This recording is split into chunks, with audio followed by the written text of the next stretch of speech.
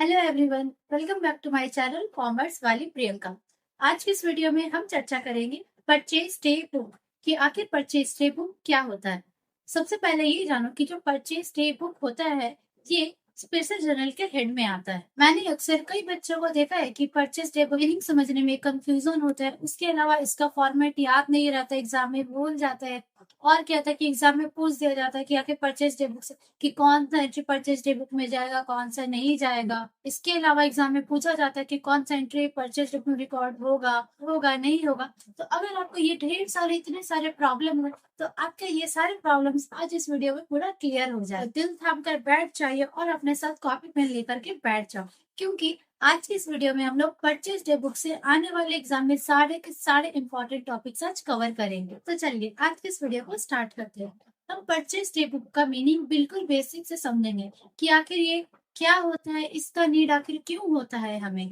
उसके बाद हम देखेंगे कि इसका प्रॉपर फॉर्मेट और फॉर्मेट में एक जो कॉलम जो एग्जाम्पल के साथ समझेंगे। फॉर्मेट समझने के बाद फिर हम लोग परचेज डे बुक के प्रैक्टिकल एग्जाम्पल्स को समझेंगे कि आखिर इसको सॉल्व कैसे किया जाता है। उसके बाद फिर हम इसके प्रैक्टिकल ट्रांजेक्शंस को सॉल्व करेंगे, जिससे कि अगर आपको क्लैरिफाई समझ में आ जाएगा ताकि credit transaction of goods, cash purchase and asset purchase में आखिर डिफरेंस क्या होता है। तो चलिए सबसे पहले हम समझेंगे कि आखिर परचेज डे बुक क्या होता है। परचेज डे बुक एक तरह का प्राइमरी बुक है जो कि स्पेशल जर्नल के अंडर में आता है। परचेज डे बुक एक तरह का स्पेशल जर्नल बुक है जिसमें क्या होता है कि सारे के सारे क्रेडिट ट्रांजेक्शन इसमें रिकॉर्ड किया जाता है। क्रेडिट का मतलब होता है कि सिर्फ और सिर्फ क्रेडिट ट्रांजेक्शन। उसके बाद फिर क्या होता है कि परचेज डे बुक में हम सिर्फ वही ट्रांजेक्शन से रिकॉर्ड करेंगे जिसमें क्या होगा कि हम अपने बिजनेस से डील करते हैं। फॉर एग्जाम्पल कि मेरा इलेक्ट्रॉनिक्स आइटम सेल करने का बिजनेस है, तो मैं जितने भी सारे इलेक्ट्रॉनिक्स आइटम्स को बाई करूंगी सिर्फ और सिर्फ वही ट्रांजेक्शन से मैं परचेज डे बुक पर रिकॉर्ड करूंगी। और अगर मैं अपने बिजनेस में मान लो कि मैंने कोई फर्नीचर आइटम बाई किया तो मैं उस चीज को परचेज डे बुक में रिकॉर्ड नहीं कर। और वीडियो के एंड में मैं आपके साथ शेयर करूंगी कुछ इंपॉर्टेंट एग्जाम के क्वेश्चंस और एमसीक्यू जो आपकी प्रिपरेशन को और स्ट्रॉन्ग करेगी। सो वीडियो के एंड तक जरूर देखना, बिकॉज परचेज डे बुक को समझने के बाद स्पेशल पर्पज बुक का ये पार्ट आपको काफी इजी लगेगी। So without wasting any time let's understand purchase day book from zero to exam level. इसके बाद फिर नेक्स्ट क्राइटेरिया क्या होता है कि परचेज डे में सिर्फ और सिर्फ परचेज से रिलेटेड ट्रांजेक्शन ही नहीं बल्कि यहाँ पर परचेज से रिलेटेड इंसिडेंटल एक्सपेंस भी कवर किए जाते हैं। इंसिडेंटल एक्सपेंस कहने का मतलब है कि जब हम लोग परचेज करते हैं तो इसके ऊपर हम लोग कैरेज भी पे करते हैं, इसके अलावा हम लोग को डिस्काउंट भी दिया जाता है एंड क्या होता है कि जीएसटी पे वगैरह करना पड़ता है। तो परचेज ग्रुप में सिर्फ परचेज के साथ साथ क्या होता है इंसिडेंटल एक्सपेंस भी कवर किया जाता है।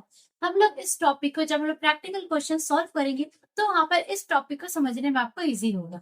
इसके अलावा सबसे इम्पोर्टेंट क्राइटेरिया क्या कि परचेज डे बुक में अगर आपके बिजनेस में कोई भी कैश ट्रांजेक्शन होता है in case of purchase, then purchase day book में कोई भी ट्रांजेक्शन रिकॉर्ड नहीं होगा in case of cash purchase. अगर क्रेडिट है तो सारे के सारे परचेज डे बुक में ही रिकॉर्ड होगा।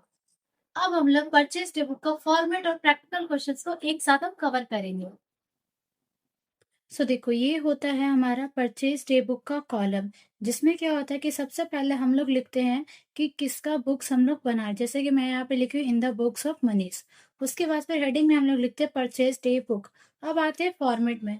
फॉर्मेट में क्या होता है कि सबसे पहले हम लोग डेट का कॉलम बनाते हैं। डेट का मतलब कि किस डेट को क्या ट्रांजेक्शन हुआ है वो लिखते हैं। उसके बाद पर्टिकुलर्स क्या क्या ट्रांजेक्शन हुआ है, then invoice number, LF, details, net purchase. उसके बाद जैसे कि मैंने बताया था कि परचेज डे में सिर्फ और सिर्फ परचेज के ट्रांजेक्शन ही नहीं बल्कि और भी जो एडिशनल ट्रांजेक्शन होते हैं वो भी यहाँ पर उसके बाद फिर मैंने बताया था कि जो इंसिडेंटल एक्सपेंस होता है वो भी यहाँ पर कवर किए जाते हैं। इसके बाद फिर आता है हमारा टोटल अमाउंट। तो ये होता है हमारा परचेज डे बुक का कॉलम। अब हम लोग प्रैक्टिकल क्वेश्चन सॉल्व करते हैं। क्वेश्चन आपको स्क्रीन पर शो हो रहा होगा। तो चलिए आइए स्टार्ट करते हैं परचेज डे बुक का प्रैक्टिकल। सबसे पहले हम लोग यहाँ पे लिखेंगे यार कि आखिर किस डेट को ट्रांजैक्शन हो रहा है। उसके बाद यहाँ पर हम लोग डेट दे करके ट्रांजैक्शन को स्टार्ट करेंगे। परचेज डे बुक में क्या करते हैं हम सबसे पहले यहाँ पर सप्लायर का नाम लिखते हैं जिससे हम लोग परचेज करते हैं।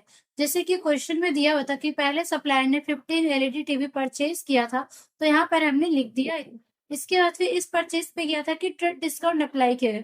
तो ट्रेड डिस्काउंट हमेशा लेस होता है, उसके बाद फिर मैंने यहाँ पे नेट परचेज लिख दिया।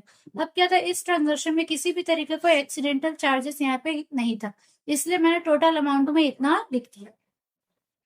नेक्स्ट ट्रांजेक्शन में क्या था, फिर वापस वही मैंने सप्लायर का नाम लिखा, उसके बाद फिर क्या यहाँ पे परचेस हुआ है वहां पे मैंने लिख दिया। इस पे क्या था, ट्रेड डिस्काउंट था, और क्या था, एक एक्स्ट्रा था इस ट्रांजेक्शन में पैकिंग चार्ज। तो यहाँ पर मैंने टोटल किया, लेकिन यहाँ पे 72,000 लिखा, क्योंकि यहाँ पर बोला गया था नेट परचेस। नेट परचेस का मतलब कि एक्चुअल मेरा परचेस आखिर पड़ा कितने का। इसके बाद फिर जो एक्सीडेंटल एक्सपेंस था 500 को, वो अलग से हम लोग शो करें, और टोटल में हम लोग इसका पूरा सम टोटल ही शो ऑफ करेंगे। मैंने रिकॉर्ड नहीं किया है, जिसमें क्या लिखा था कि ट्रांजैक्शन परचेज फर्नीचर।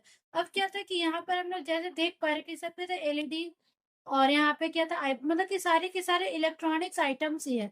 तो इलेक्ट्रॉनिक्स आइटम, और ये क्या था, एसेट है फर्नीचर, जो हमारे क्या बिजनेस डीलिंग्स गुड्स नहीं है। तो इसीलिए क्या करेंगे, हम लोग इसको रिकॉर्ड नहीं करेंगे, और रिकॉर्ड नहीं करेंगे, इसको हम लोग नोट में लिख देंगे। सेकेंड ट्रांजेक्शन क्या था कि यहाँ पर हम लोग कैश में परचेज किए थे, इसीलिए हम लोग इसको रिकॉर्ड नहीं किए। तो ये है वो परचेज टेबल का इंपॉर्टेंट क्वेश्चन, जहाँ से आपके एग्जाम में पूछे जाएंगे, और इससे कहीं और बाहर कुछ नहीं पूछा जाएगा। तो अगर आप लोग इस क्वेश्चन को अच्छे तरीके से प्रैक्टिस कर लोगे, तो आपके एग्जाम में 5 मार्क्स पक्के हो गए। इसके बाद अब मैं नेक्स्ट वीडियो में परचेज टेबल से आने वाले 20 इंपॉर्टेंट क्वेश्चन को कवर करूंगी।